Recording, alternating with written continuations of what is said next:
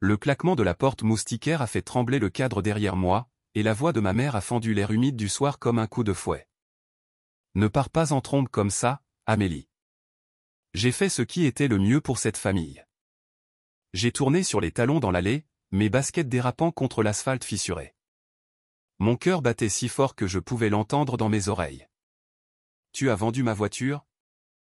Sans même me le demander?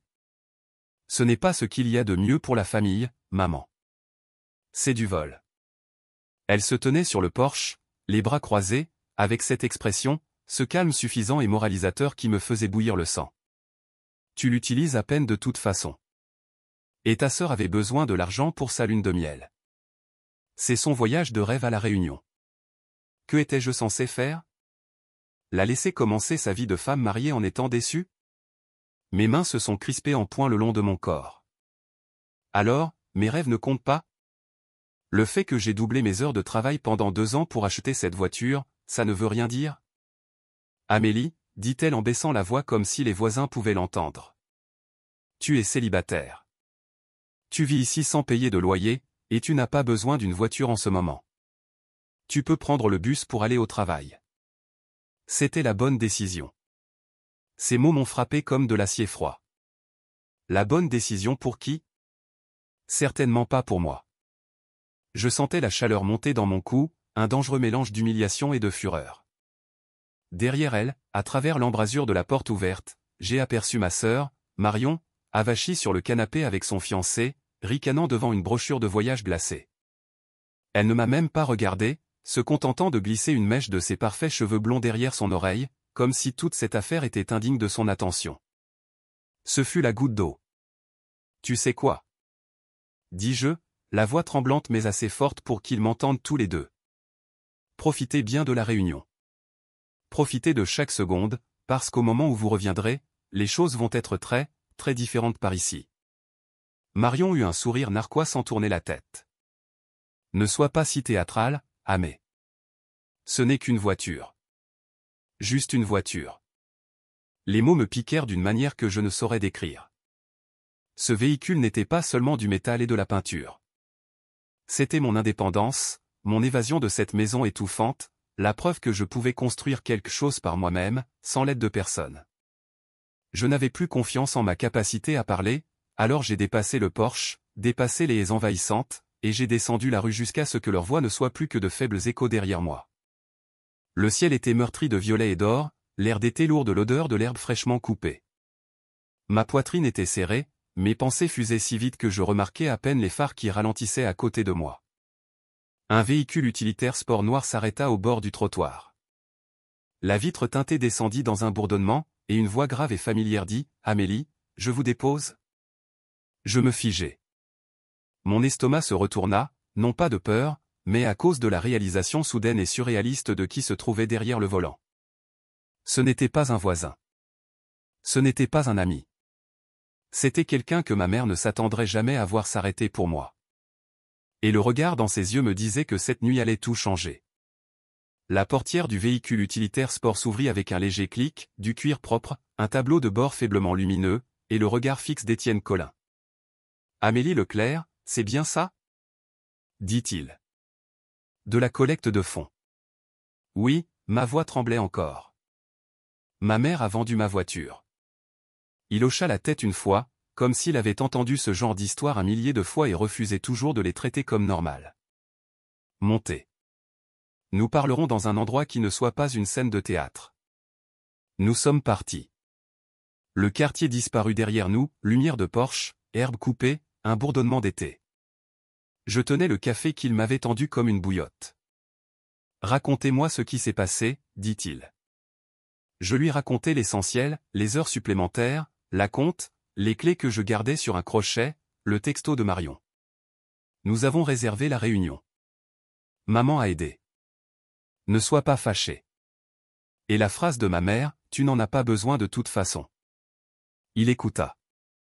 Sans interruption, les pouces reposant sur le volant à 10h10, comme si le contrôle était une chose tranquille. Le certificat d'immatriculation est à votre nom? Demanda-t-il. Dans ma chambre, dis-je. Je n'ai jamais rien signé. Alors la vente est invalide, dit-il d'un ton égal. Nous allons ouvrir un rapport, diffuser le numéro d'identification du véhicule et rendre visite à celui qui l'a pris. Ce soir. Quelque chose se détendit dans ma poitrine. Je pris une inspiration qui atteignit mes côtes. Merci. Il se gara sous un lampadaire dans un parking tranquille. Avant de retourner dans cette maison, dit-il, envoyez un texto à quelqu'un de confiance pour lui dire où vous êtes. Et ce soir, vous ne dormez pas là-bas. Faites un sac, prenez le certificat d'immatriculation et restez ailleurs. Quiconque est prêt à vendre votre voiture est prêt à emprunter tout ce qui n'est pas cloué au sol. J'ai envoyé un texto à Sarah, je suis en sécurité avec l'inspecteur Étienne Collin. Je dépose une plainte. Je ne reste pas à la maison ce soir. Elle a répondu en quelques secondes, partage ta localisation. Fier de toi. Envoie un texto quand tu seras installé. Nous sommes retournés dans le quartier. Un petit public s'était rassemblé avec ce radar de quartier infaillible pour les drames. Ma mère se tenait sur le porche, le menton haut. Marion et son fiancé, Adrien, posaient comme s'ils acceptaient déjà des cadeaux pour un mariage sans fin. Étienne sortit à côté de moi, calme comme une porte verrouillée. « Madame, dit-il à ma mère, inspecteur Collin. Nous ouvrons un rapport pour abus de confiance. J'ai besoin du nom du concessionnaire, de l'heure du transfert, du montant et du mode de paiement. » Ma mère eut ce rire cassant. « C'est une affaire de famille. Je m'en suis occupé pour le foyer. » « C'est une affaire criminelle, dit Étienne. La voiture est au nom de votre fille majeure. » « Détendez-vous, intervint Adrien, affichant une fausse confiance. Richard de Dubois Auto a aidé. Les amis s'entraident. Le regard d'Étienne était doux et glacial. Parfait. Alors il me rappellera rapidement. Marion leva les yeux au ciel en me regardant. Tu montes tout ça en épingle. Ce n'est qu'une voiture. C'était ma limite, dis-je, les mots tombant juste. Tu n'as pas le droit de la franchir parce que ton voyage a besoin d'une montée en gamme. Le ton d'Étienne devint procédurier. Le double des clés. Silence. Je passai devant eux, entrai dans la cuisine et sortis la clé à capuchon rouge du tiroir à fourre-tout. Quand je revins, Étienne prit une photo rapide pour le dossier. Mademoiselle Leclerc, prenez vos documents et ce dont vous avez besoin pour quelques jours, dit-il doucement. J'attendrai. Faire mes bagages fut rapide et chirurgical, passeport, certificat d'immatriculation, un dossier de fiches de paie, des jeans, des chemises de travail, un chargeur. Je fermai la porte de ma chambre et jetai un dernier regard à la pièce que j'avais délibérément gardée petite. Ne touchez pas à ma vie, pensai-je. Plus jamais. Dans le couloir, ma mère essaya une vieille rengaine. Si tu pars, ne prends pas la peine de revenir avant d'être prête à t'excuser. Pour m'être fait voler ? Demandai-je. Non. Nous sommes sortis. L'appareil photo d'un téléphone brilla depuis le trottoir. Étienne ne me pressa pas. Il me laissa avancer à mon propre rythme tout en donnant l'impression que toute la scène se déroulait selon son propre timing. Au commissariat, les néons bourdonnaient, un son qui, décidai-je, signifiait ceci va être consigné par écrit. Étienne tapait pendant que je parlais, relisant chaque ligne pour qu'il n'y ait aucune imprécision. Il signala le numéro d'identification du véhicule, laissa un message sec pour Dubois Auto et imprima une copie de ma déclaration. « Où est-ce que vous restez » demanda-t-il en sortant. J'hésitai. Je ne peux pas mêler Sarah à ça. Vous pouvez prendre ma chambre d'amis ce soir, dit-il, la voix prudente. Verrou sur la porte, peine dormant dans le couloir. Envoyez mon identité à votre collègue, partagez votre localisation. Demain, nous récupérons votre voiture, ou l'argent, et les deux si le concessionnaire a été négligent. Ma dignité voulait protester. Mon bon sens a hoché la tête. Je remplacerai votre café et vos essuie-tout, dis-je. Marché conclu. Son appartement était bien rangé, avec peu d'objets, mais très fonctionnel. Il posa une brosse à dents sur le lavabo, indiqua le mot de passe du Wi-Fi et recula comme quelqu'un qui comprenait la notion d'espace. Les gens comme votre mère comptent sur votre peur du conflit, avait-il dit plus tôt. Ne confondez pas la paix avec le silence. Je verrouillai la porte de la chambre d'amis, M'assis sur le bord du lit et fixai le dossier contenant mon certificat d'immatriculation. J'avais l'impression que c'était ma colonne vertébrale. Mon téléphone vibra. Sarah, ça va? Et un instant plus tard, un numéro inconnu laissa un message vocal. Étienne apparut dans l'embrasure de la porte, le téléphone à l'oreille, le regard s'aiguisant. Dubois a rappelé, dit-il. Mettez-le sur haut-parleur. La voix d'un homme remplit la pièce, suave et mielleuse. Inspecteur, c'est Richard de Dubois Auto. Je ne sais pas quelle histoire vous avez entendue, mais nous avons fait une transaction en espèces, tout à fait régulière. La dame a dit que c'était sa voiture, et franchement, je n'ai pas de temps à perdre avec des drames familiaux. Étienne ne s'y a pas. Alors vous aurez du temps pour la paperasse. Demain, 9 heures. Apportez votre acte de vente et une copie du certificat d'immatriculation que vous prétendez avoir vu. Nous comparons les signatures. Une pause, le plus petit crépitement de nervosité. Très bien, dit Richard, trop vite. Nous allons régler ça. Étienne termina l'appel et croisa mon regard. Cette fêlure dans sa voix, dit-il. Ça veut dire qu'il sait. Il a mis les pieds dans le plat. J'expirai, un rire fatigué et tremblant étirant ma bouche. Demain. Demain, dit-il. Dormez. Vous aurez besoin de votre voix. Je m'allongeai, les lumières éteintes, le téléphone sur la table de chevet, la porte verrouillée. Pour la première fois depuis longtemps, le silence n'était pas une punition. C'était une promesse. Le matin est arrivé par couches silencieuses, d'abord, le son d'une cafetière gargouillant quelque part dans la cuisine, puis de légers pas sur le parquet, puis le bourdonnement d'un téléphone vibrant contre un comptoir. Je m'assis, clignant des yeux face au pâle rectangle de lumière du soleil qui se faufilait à travers les stores. Pendant une seconde, je ne me souvenais plus où j'étais.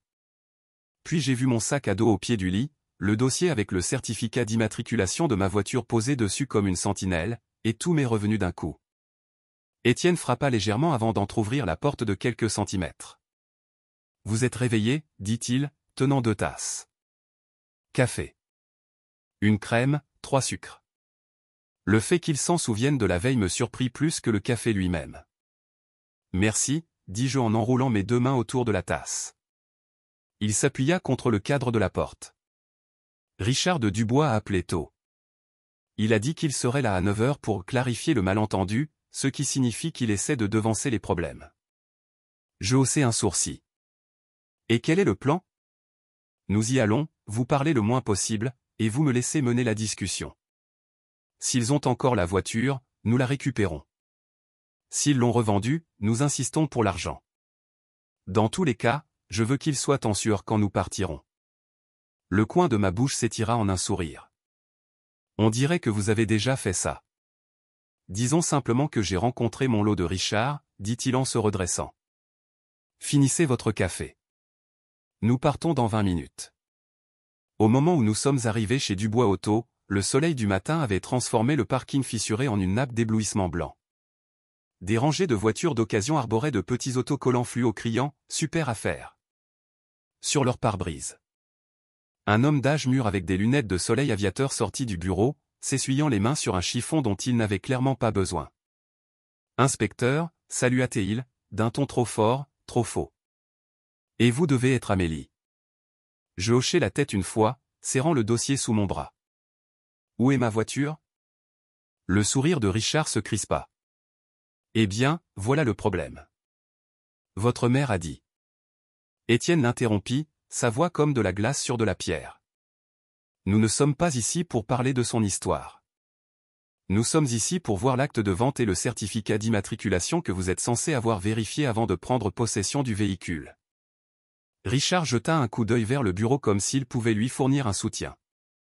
Je ne l'ai pas sur moi en ce moment. Ce n'est pas un problème, dit Étienne doucement. Nous allons entrer avec vous. Vous pourrez le prendre dans vos dossiers. Et avant que vous n'essayiez de prétendre que le titre n'était pas nécessaire, je vous rappellerai que le recel est un délit grave dans ce pays.